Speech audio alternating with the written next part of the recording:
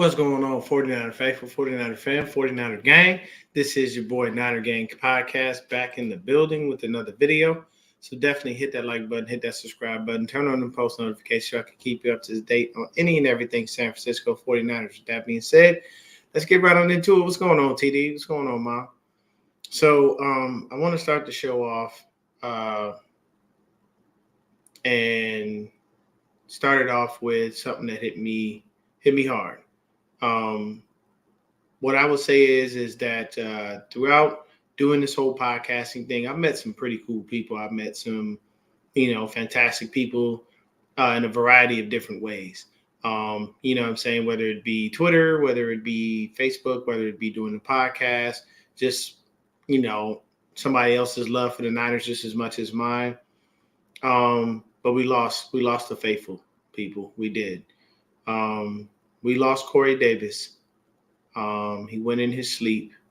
Shout out to my man Brian Colt for keeping me up to date on what happened and letting me know how things went. And Brian is such a good human being. It has nothing to do with the Niners, has nothing to do with podcasting, anything. Brian's just a good man. He's a good human being, man. He was able to go see Corey. But we did lose Corey Davis. And I didn't know Corey that long, and I didn't get to know him on a real personal level. But I can tell you one thing, he just had a really good spirit. He was a great person. And, my heart goes out to him and his family. My condolences to all of Corey Davis's family. And Corey was a wealth of knowledge when it came to the Niners, baby. Like, if you needed Niner history, he knew. He even had his own podcast and things of that nature. So we love you, Corey. We appreciate the time that you were here with us. God always takes his best angels and brings them home. So nothing but love to you, Corey, man. I'm sorry that you had to go, but rest in power, my brother. I love you. I'm going to miss you. I didn't know you very well, but from the heart,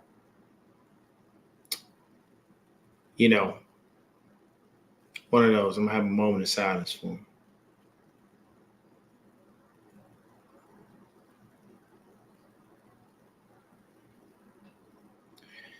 Man, hey, I had to start the show off with that just to show that man respect. Corey was one of those dudes. He supported everybody, man. Whether you was one subscriber and nobody watched your show, he would watch your show. He was just an amazing person. He's been to several Niner games. I mean, it just there's so many things about Corey that was awesome, man. But one thing I can say is, when he went to sleep a happy man. He did.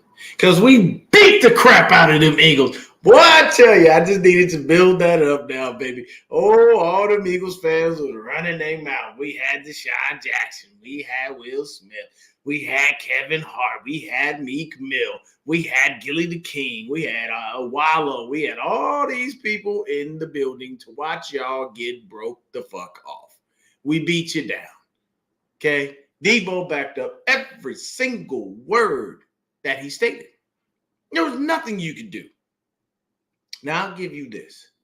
The first quarter looked very dismal for the Niners. We couldn't move the ball. We had negative yardage at the end of the first quarter. We literally had negative yardage. They came in, and I looked at this after that first quarter. I was like, no, it's either going to be a defensive struggle or I don't know, man. This might be one of them close ones. -6 yards. Thank you, TD. -6 yards. But you know what happened? I said, you know what? Ain't nothing. We let them into their red zone. We stopped their streak. They had, I believe, a 14-game streak where 14 times they had been in the red zone, they had scored, shut that shit down, only allowed field goals. We did allow one touchdown yesterday, the old tush push. Or friendly shove, whatever you want to call it. At the end of the day, they did get in, they did score, but they only scored once. Everything else was field goals, baby. Our defense held us down. They went out there and did their thing. Now, this game was full of controversy left and right, but the one thing I can say is, where you at, Eagles fans? Where you at? All I heard all week, all I saw throughout any and all social media land was Hey, if you a Niner fan, don't come to Philly. Don't come here. It's rough. We raw. We with it. We this. We that. So I gave a PSA to those Eagle fans. Let me explain something to you, bro. The Bay Area with the shit too. So is Los Angeles, California. I want y'all to understand something, man. We didn't get named land of the gangbang for nothing. Okay. And I ain't talking about, anything. I'm talking about actual Bloods, Crips, essays, everything. Like California is real, bro. So for people from Philly to think that we are going to walk in there scared and afraid, you have another thing coming. Okay. We don't go there with the intentions of negativity or violence in any way, shape, or form. But best believe if you try it, that little video where he says, this is the graph where you fucked around, and this is where you found out. Just saying. Now, there it is. The Frisco Red was in the building. Brazy was in the building. All the nitty gritty crew was in the building. Like, I loved it, man. It was a beautiful thing for y'all to be there and see that. And I saw so many things on Instagram where people were posting it. And let's just get right into the game, man, because we kicked the Eagles' teeth in. And all I heard all week was Eagles fans talking shit, telling us how trash we were. Shady McCoy over there on Speak, being a homer, getting mad at Acho because Acho decided to roll with us. And then he came, he had the chance to get on TV today and back it right on up. And ain't nobody had nothing to say. That's exactly what happens. So we did what we had to do. We went in there, punched the Eagles right in the mouth. You remember the quote from Mike Tyson? Everybody got a plan until they get hit punched in the face. Well, the Eagles got punched in the face repeatedly, several times, by Brock Purdy, by CMC, by Deebo Samuel, by this defense. Bro, we wreaked havoc on them, man. It was fantastic. And if y'all don't know, now you know. So let's just go to it, man. Brock Purdy was 19 of 27. He had 314 yards, 4 TDs, no interceptions. He only took 2 sacks. One of those sacks was on him because he didn't necessarily kind of feel the pocket collapse, and he was doing his damnedest to stand in there. But sometimes you got to feel the pocket collapsing to get up out of there. But that's just beautiful stat line. You know what I'm saying? 4 TDs, over 300 yards, 19 to 27, 148 0.8 quarterback rating, and then QBR of 82.1. Now let's flip to the other side. Jalen Hurts, 26 of 45 for 298 yards and 1 touchdown. No interceptions, but he was sacked 3 times. Marcus Mariota had to come in the game for a little bit. Jalen Hurts went into the locker room. He was 2 for 3, 16 yards. And that's about it. But basically, that just tells you the quarterback that had the better game. And what people don't even understand, what's going on, Dave? There it is. There it is. That's exactly what he would say, man. F all the other teams. We ain't worried about them. But when you look at that, Brock Purdy had a better game. He played a cleaner game. He was able to exploit the defense and do what he needed to do. He got it to the right receivers, and they did what the hell they needed to do. So let's just take a look at the running back situation. Now, what I did do was in the preview show, I did give some respect to the Eagles about their players. They do have playmakers at every position. DeAndre Swift is nothing to sneeze at. But there's a big but on this one. Jalen Hurts led the team with 7 carries for 20 yards. He did have that TD, but that was only because he was on the 1-yard line. We allowed 46 yards rushing in total. Jalen Hurts had 20. He averaged 2.9 yards a carry. DeAndre Swift had 6 carries for 13 yards. That is 2.2 yards per carry. No touchdowns. Do you understand how horrible of a stat line that is? As a running back, if you averaging less than 4 yards, you just basically trash. Like literally, that's what it's going to be. Say you trash it. CJ Gray was at it, straight beat down, punched him right in the mouth. You know what I'm saying? And I saw an Instagram video where, of course, everybody was saying don't go to the Rocky statue and be disrespectful or anything like that. But one thing I can tell you is they went to the Rocky statue And there's a dude, he looked just like Kyle, I swear. He was almost like Kyle had a doppelganger. And he jogged up the steps, and they brought everybody, and there was a bunch of Niner fans, and we celebrated on top of the steps and everything. I mean, it is what it is, because the Eagle fans were talking shit last year. Oh, we punks and we chumps because we said, oh, well, this was, y'all still crying because you lost your quarterback. At the end of the day, y'all would have said the same shit. If Jalen Hurts would have went down, then y'all backup would have went down, and y'all didn't have no damn quarterback, and Jalen Hurts had to come in, and y'all was relegated to just a run game, and we beat you guys, you would have said the same shit. So all that, talking about calling us cry babies and whiners and all that shit, you can kiss my ass, okay? At the end of the day, we went in there and kicked your fucking teeth down your throat and made you like it, and there was nothing you could do about it. All of our playmakers were in there doing the damn thing. And for us to shut DeAndre Swift was non-existent. Okay? They didn't even try to run the ball that often. If you look at it, they threw the ball 45 times and they ran the ball 18. That's lopsided. So they basically had a game plan that they was going to throw on us. They thought they were just going to come in here and exploit our secondary. And even the linebackers that possibly had to cover someone, which is a bunch of bullshit, but we'll get to that. So, then when you switch over to us, when you look at the rushing, we ran the ball 28 times. We threw the ball 27 times. So that tells you we had a very even game. We made sure that we did what we needed to do. CMC, 17 carries, 93 yards, and the TD averaging 5.5 yards a carry. Deebo Samuel, 3 carries for 22 yards, averaging 7.3 yards a carry, and a touchdown. Elijah Mitchell, he did all right. 3 carries for 13 yards, 4.3 yards a carry. They didn't ask for much. Jordan Mason even had 2 carries for 10 yards, 5. This wasn't getting that. Everybody was averaging 4-5 yards a carry. So, I mean, that tells you we had 146 yards rushing and 2 rushing touchdowns. 1 from Deebo, 1 from CMC. That tells you what happened. What's going on, Dave? You know what I'm saying? My guy, Dave Edmondson in the house.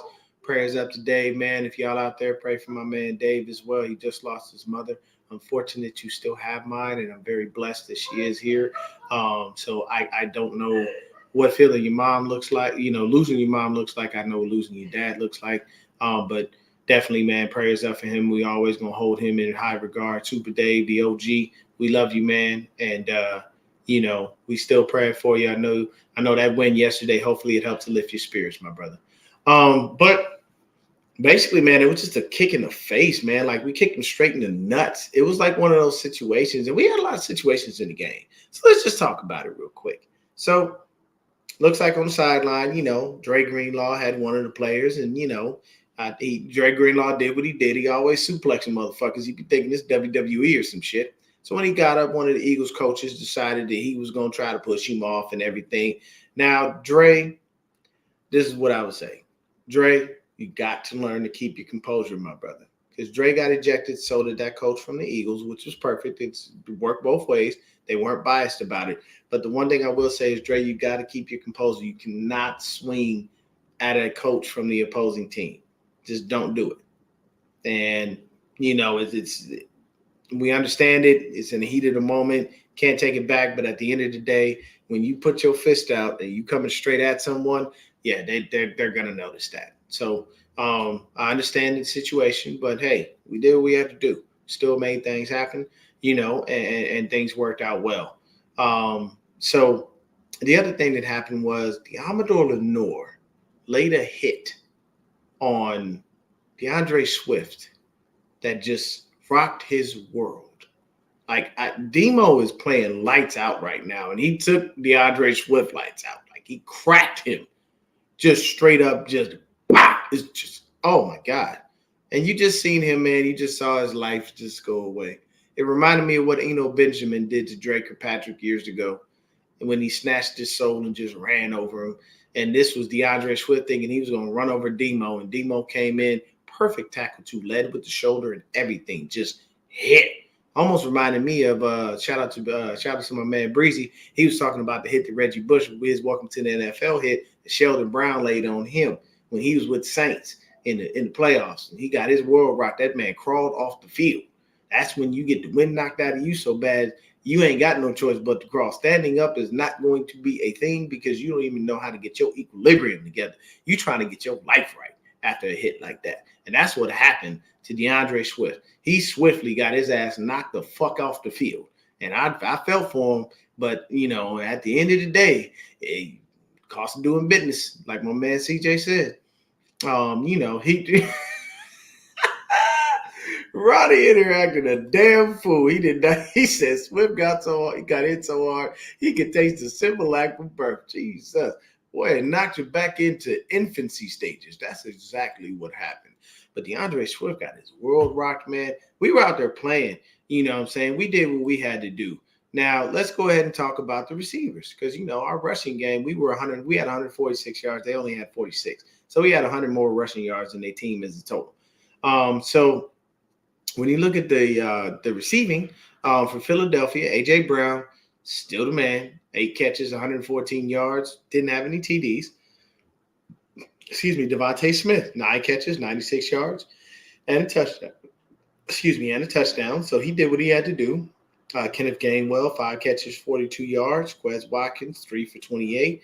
Boston Scott, 1 for 27. And DeAndre Swift, 2 for 7. So when you look at that, it's like, okay, you only got 1 TD out of them, and Devontae and AJ still had fairly good games from a fantasy standpoint, if you want to think about it like that. If AJ would have had a touchdown, that would have made his fantasy owners a little bit happier, but we wasn't trying to have that shit. Even the touchdown that we gave up, we didn't want to do that as far as that was concerned, with having, Devontae get his touchdown. That man's strong. For him to be as skinny as he is, Devontae Smith about as skinny as a twig, man. That boy is small, but he got some strength in him, though. I tell you, boy, he got some grown man strength. That boy cockstrong.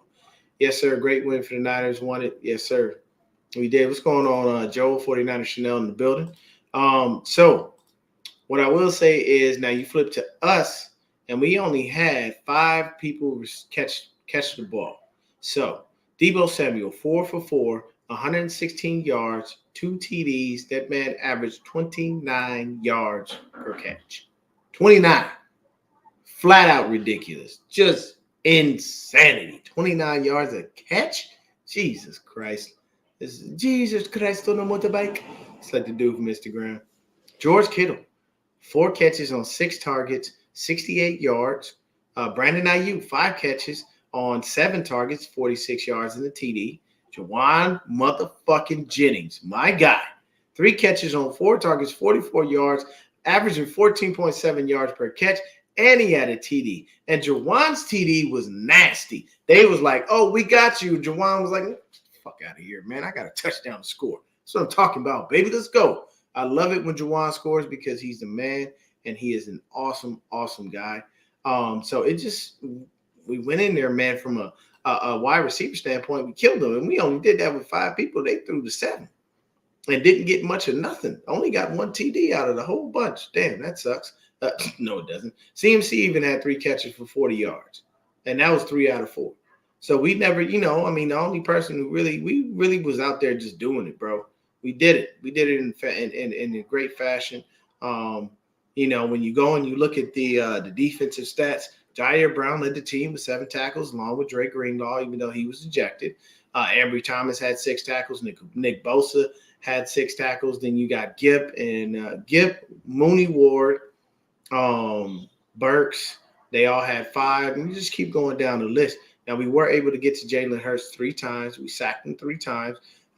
So those sacks, 2 of those came from Javon Kinlaw. 2 sacks. I like that. That's great. And then the other one came from Kalia Davis. So that's where the sacks came from. I didn't expect anything out of Davis. Damn near. And I definitely didn't. Javon was playing, and I think Javon Kinlaw had a battery in his back because there was a lot of film out there of him getting treated like a buster. Like they ragdolled him last year on a defensive standpoint. So I think Javon wanted some get back, you know what I'm saying? And he said, when I play, it's violent, I tell y'all what I be thinking, but it's a lot of cuss words. So, and I'm pretty sure Devon was just out there like, fucking man, I'm finna stand on business. I'm getting in here and getting off in him. And it was fantastic, man.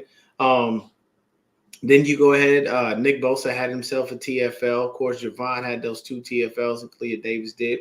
So we had 4 in total. Ambry Thomas with 3 passes defense. Mooney Ward with 4. D. Winters had a pass defense. So did Javon Hargrave. Then you had Kevin Givens with a pass defense. Deommodore Lenoir with a pass defense. It was 11 passes defense in this damn game, and they only had 1. The Eagles had 1 singular pass defense. 1. That's pathetic. All that shit they was talking, fly, Eagles fly, la la la. All that shit, you know what I say? Cry, Eagles cry. We came into the Lincoln, whooped your ass so good. It was beautiful, man. It was beautiful because it just, and the reason that I got such a battery in my back about this game is there was so much shit talking. They really were out there as if they, first of all, they was out there. What really pissed me off is the Eagles fans were talking as if they was going to come through and like beat the shit out of us from a literal standpoint. Like basically saying if we came to the game, they was with the shit and they was ready to fight. First of all, didn't hear nothing about no fights from nobody. Second of all, y'all thought we wasn't with the shit. We really with the shit. If you don't knock that off, let me explain something to you people. Niner fans travel well, and Niner fans are from all over the country. So you could get it in many different ways. We can give it to you the gangster way from Cali. We can give it to you the hyphy way from up top where the Bay is at. We can give it to you from the South because we got people everywhere in the South. We got motherfuckers up north. We can give it to you from the East Coast. You know what I'm saying? We got Niner fans from everywhere on the planet, bro. So don't make it seem like y'all out here and y'all just so big and bad that we should be scared to walk into your stadium. We took up almost 30 to 40% of the goddamn stadium as it was. So you didn't think we was coming through to show up and show out? You didn't think we was coming through ready to deal with any kind of shit you threw our way? Yeah, we were. But at the end of the day, we don't come bringing the negativity. We looking for peace, some good back and forth banter, a couple of good drinks, and that's it. What's going on, Tommy, you fucking fucktard? I love that guy, though. But at the end of the day, we went in there and kicked y'all ass. We did. We beat the shit out of you. We mercilessly whooped your ass. And the beauty of it was, you know what I saw this game? Because a lot of us as content creators were stating this. Kyle didn't take his foot off the gas. Usually when Kyle gets a lead, you know what he does? He coasts. He starts seeing that there's a lead. He's like, you know what? I ain't going to make too big of a deal. We're going to coast through this. We're going to get this done. Nah, Kyle said, fuck that. Kick they ass. This was the Kyle that I want to see on a consistent basis. Run it down teams' throats. Beat the shit out of them. Beat them into submission. You know what I'm saying? Back in the day, old school shit. You know what I'm saying? When a motherfucker grab your arm, put it behind your back, and tell you, say uncle. That's what we did. We pumped them. We put them into submission and said, say uncle. Cry. I want you to. I want to see the tears flow from your eyes. That's right. Now get your little punk ass out of here before I really whoop your ass. It was that kind of game, man. And you know what I'm saying? We outplayed them. You know, we outplayed them in every way, you know, and I think that was it. You know, I personally, man, if I had the opportunity to go to Philly, I would have went. I definitely would have went because I'm not playing no games. You ain't about to go out there. The number one thing is, though, I live in Arizona and I'm going to the game, you know, after we go ahead and take down these damn sea chickens. You know, I'm going to the game for the Cardinals. My ticket's already bought. But the thing is that one thing I can say about the Cardinal fans, they're actually pretty respectful. They're pretty cool people. You know, you can even party with them. You can tailgate with them, everything. They're really cool. There's not a problem. I mean, and most of the Cardinal fans, honestly, I'm not even gonna lie to you, they know their team sucks. They are 100% sure that their team sucks. Oh, Shaq Leonard signed with the Eagles. That's fantastic. That's great for them. Hopefully, he helps them win some games after the beatdown we put on them. But, man, when you look at it, it was just a fantastic game all around. We did what we had to do. Deebo Samuel actually did the kick returning because Ray McCloud was out. I honestly thought we were going to just give everything to Ronnie Bell, but Ronnie Bell was only doing punt returns. He did fumble, but he recovered. So Deebo still, he had two returns. He averaged 60 yards. So he looked pretty good. Ronnie Bell only had two returns, 3 yards. That's nowhere near good. Jake Moody didn't have to kick any field goals. He was just kicking extra points, 6 for 6. So that makes life that much easier. Mitch only punted twice. That man was 2 punts for 95 fucking yards. That's insanity. And we expected some really inclement weather. Lucked out, didn't get that. It wasn't going crazy. We expected rain. There was a very high chance of rain, but it did not. So we went out there and we had a great fucking time, man. And the nice thing about this game, and then when you look at the Eagles, Nicholas Morrow had 8 tackles, Blankenship had 7, Christian Ellis had 6, Slay had 5, Bayard had 5 tackles. Hassan Reddick, he got his 1 sack on Brock Purdy. And then the other one went to Fletcher Cox. So, I mean, when you look at everything just from that standpoint and understand what's going on, it was definitely a beautiful thing, man. And we didn't really have, a lot of things going for us. Like I said, the first quarter was trash. We really looked bad. They had us locked down. So basically it was 6-0 at the end of the first. And then this is how the rest of the game went. For every quarter after that, for the second, third, and fourth quarter, we scored 14 fucking points. We scored twice. Every quarter after that, we said, all right, y'all want to play this game? Fuck it. We got to come in here and beat y'all down. So that's a great thing. When you look at it, they had 19 first downs. We had 12. 12. That's insane. You know what I'm saying? They got 2 first downs for penalties. We were 8 for 11 on third down. They were 8 for 15, which is not good. We got to clean that up as far as the defense. We can't be allowing 15 times for them to get into third down, and then we stop them only 8. We don't stop them on 8, and we only stop them on 7. We got to be better than that. You know what I'm saying? We were 1 for 1 on fourth down. They were 1 for 2. So we had a total of 57 plays. They had 69. They had 69 plays with 333 yards. We had 57 plays and 456 yards. We had 9 total drives. So did they. Then when you look at it, we had 8 yards per play. They only had 4.8. 310 passing. Of course, we know about the rushing. We have 5 penalties for 47 yards. They had 7 for 47 yards. So they had more penalties. They even had the ball longer than us, 31 minutes and 39 seconds. We had it 28 minutes and 21 seconds. So it's like when you look at the stats and the numbers, almost to an extent, you would think the Eagles played better than us, but they didn't, because definitely the score don't say that. And not what we did. We went in there and beat the shit out of the Eagles. You know what I'm saying? If we both had 9 drives, then let's take a look at the play-by-play. And I'll just tell you how the drives went, because first quarter was just trash. We just got killed. So first quarter, literally, it was field goal by the Eagles, punt, field goal by the Eagles. Then we punt, then they punt. Second quarter, touchdown. Eagles, punt. Niners, touchdown. Eagles, just go into the half. So then you get the third quarter. We open it up. We get the ball back. Touchdown. Eagles, touchdown. Niners, touchdown. Eagles, punt. Niners, touchdown. Eagles, touchdown. Niners, touchdown. Turnover on downs. Ended the game. So that tells you this was, it was an action-packed game, but we held them and we beat them in the submission. And the cool thing is, they took it like a champ to an extent. They ain't saying nothing stupid. And what kills me is when teams go out there and they get beaten and they act like they don't know who the players are. You know what I'm saying? Like years ago when AD was like, they were like, yeah, how do you feel about Deebo Samuel? He was like, who? Bro, you know who the fuck Deebo is. He's the guy that ran over your whole fucking team in the playoffs. He did that.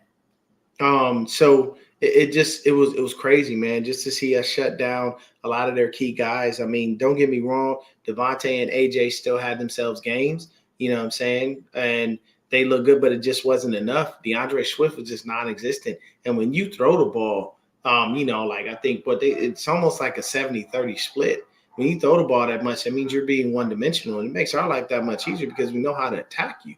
And we don't have to worry about anything. You know what I'm saying? But we went in there, man, and we kicked the Eagles' ass. We beat the shit out of them, beat them mercilessly, 42-19. Like I said, first quarter, we didn't score shit. And then after that, we scored 14 in every quarter. The Eagles scored 6 in the first on 2 field goals, nothing in the second, 7 in the third, and 6 in the fourth. So that's basically what happened, man. They wound up doing what they had to do. They tried to go for a 2-point conversion. That failed.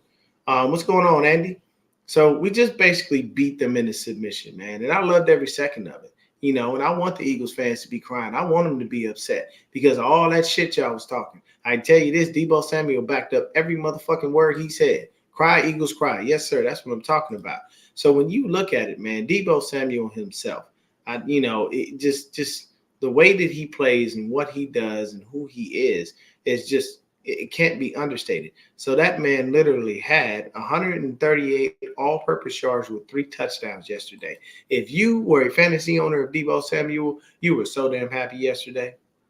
You loved every second of what he was doing. He balled. He balled in ways you can't imagine. So I mean, he went in there and just stood on business and just was like, "Oh, y'all want to talk shit? That's fine." And they showed the players coming in; they were all in black, so they were ready to give a funeral to these motherfuckers. And I'm telling you right now, we laid them all down. We laid them down. Jalen Hurts, go to sleep. DeAndre Swift, go to sleep. AJ, you go ahead and get your yardage, but you ain't getting no touchdown. Devontae, all right, man, we'll give you the touchdown. All right, you can have that. You can have that. But that's basically what it was, man. Brian, how you doing, brother? Well, we going tomorrow, Brandon. That's why I ain't say nothing about tonight. I didn't think you was going to come on tonight. Plus, I know you got an hour behind me, and then Brandon, you be out there grinding, my guy. So I don't be knowing whether you gonna be at home, you gonna be out and about. But I'm about to end it either way. That Jake Browning. Oh yeah, man. Hey, look, you got to do what you got to do. But basically, at the end of the day, man, it's a situation where Eagles fans ran their mouth and we went in there and shut them the fuck up in ways you couldn't imagine. I loved every second of it. And it's nice because I went to the bar to go enjoy this game. I wasn't going to be at home because my wife was going to be like, "Babe, you need to be quiet. You need to do this. You need to do that. Shh, calm down." No, I had to be at the bar because I needed to let that energy loose and let everybody know we're not playing with the fucking Niners, and we whooped your ass. We beat the shit out of you. We beat the brakes off the Eagles. Whatever terminology you want to use, you got mollywop, saying you got your ass dragged, all kinds of shit. Whatever negative way you want to use that means somebody got beat the fuck up and just destroyed, that's what we did to the Eagles. 42-19. We hung a 40 burger on. So I don't want to hear nothing about the Eagles being the best team in the NFL because of their record or none of that shit. At the end of the day, when we are at full strength, we are unbeatable. There is nobody that's better than us.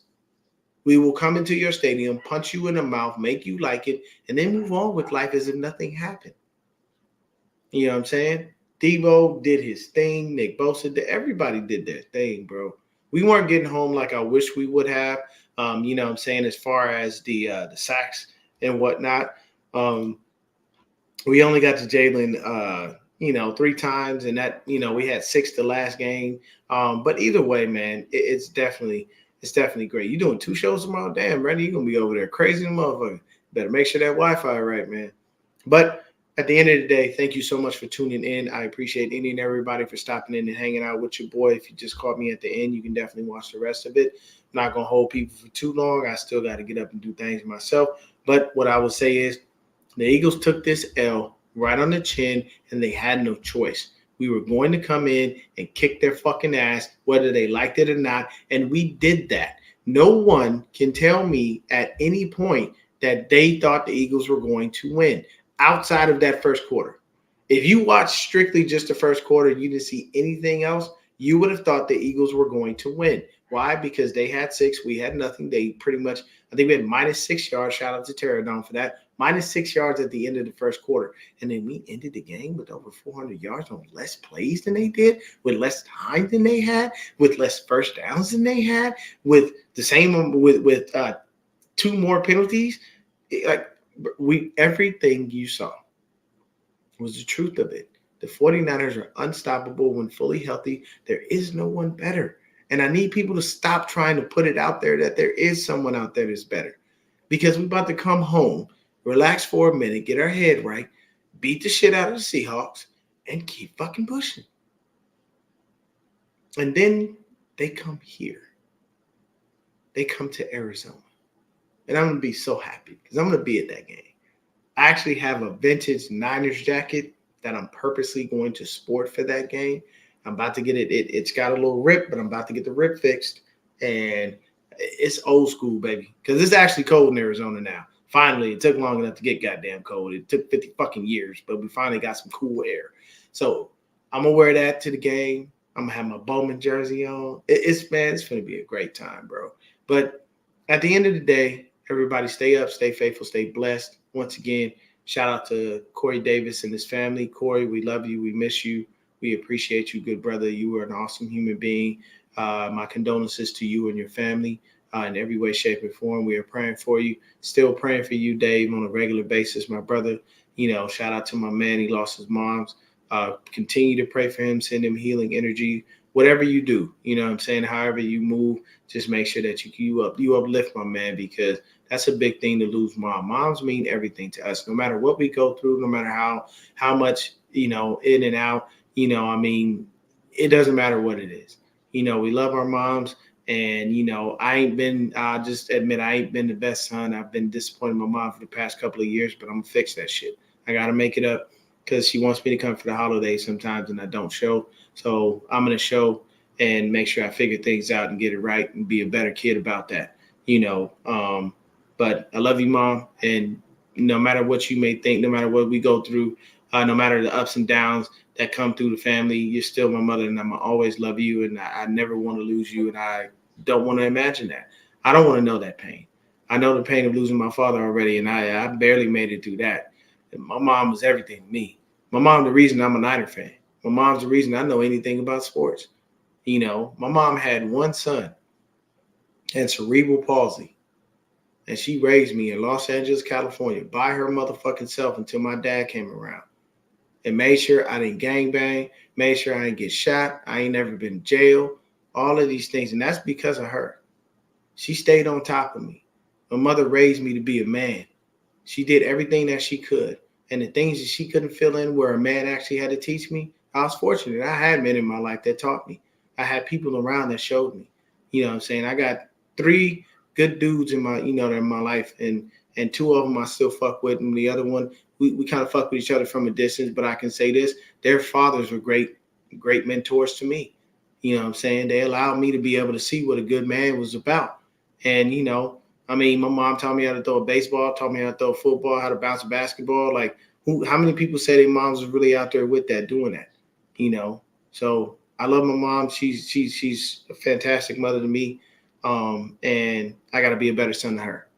But at the end of the day, she knows I love her, and there's nothing I won't do for her. She is my heart, and it's a beautiful thing, man. To have your mom, and when you lose her, it tears you to pieces.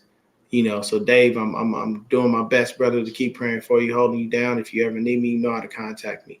There's no question to guess. This ain't about football. This ain't about the Niners. It's about just being good human beings. But hey, stay up, stay faithful, everybody. Continue to be, watch the channel. Tell a friend to tell a friend. And I'm telling you right now, we literally about to go back home, beat on the sea chickens. It's bird hunting season. And then when we come here and just beat on the little poor Cardinals, because Cardinals are a real small bird like about this big. Ain't even that really big. Ain't really that big. So they don't really cause a threat. The Seahawk is a hawk. You got to be mindful of hawks. And the Raven, they're scavengers. They eat anything and everything, but you got to be mindful with them. Quote the Raven, Edgar Allan Poe. Y'all got to get up on your poetry game now. Come on now. But don't worry, it's bird hunting season. We've been shooting birds down left and right, just taking them out. And it's beautiful. I know it's illegal to take down, an eagle. It is, but we had to. You know what I'm saying? Y'all remember Addams Family Values when they were like, go, and Pugsley shot the arrow, and then you saw an eagle fall? They were like, it's an American bald eagle. But aren't they extinct? What did Wednesday say? They are now. That's the best part of the show. The Eagles are extinct. And believe you me, when they meet us in the playoffs, they're most likely, hopefully we get that number 1 seed. Because if we get that number 1 seed, then they got to come to Frisco and deal with us. Instead of us going there. But if we do have to go there, we're only going to do what we normally do. We're going to rent out their fucking stadium and beat the shit out of them. We ain't going to have no more ripping people's arms off and not having no quarterbacks. Now we have the 3rd quarterback active if we need to. God forbid we have to get anywhere near Brandon Allen. I don't even want to see Sam Darnold on the field, let alone Brandon fucking Allen. But at the end of the day, we're good. Stay up, stay faithful, stay blessed. I love all of you guys for coming in and hanging out with your boy. Tell a friend to tell a friend to tell another friend. You know what I'm saying? And we can be friends, but not like him. That dude's weird. You know what I'm talking about. Everybody stay up, stay faithful. Mouth this bitch. Cry. Eagles cry. Cry, cry, cry.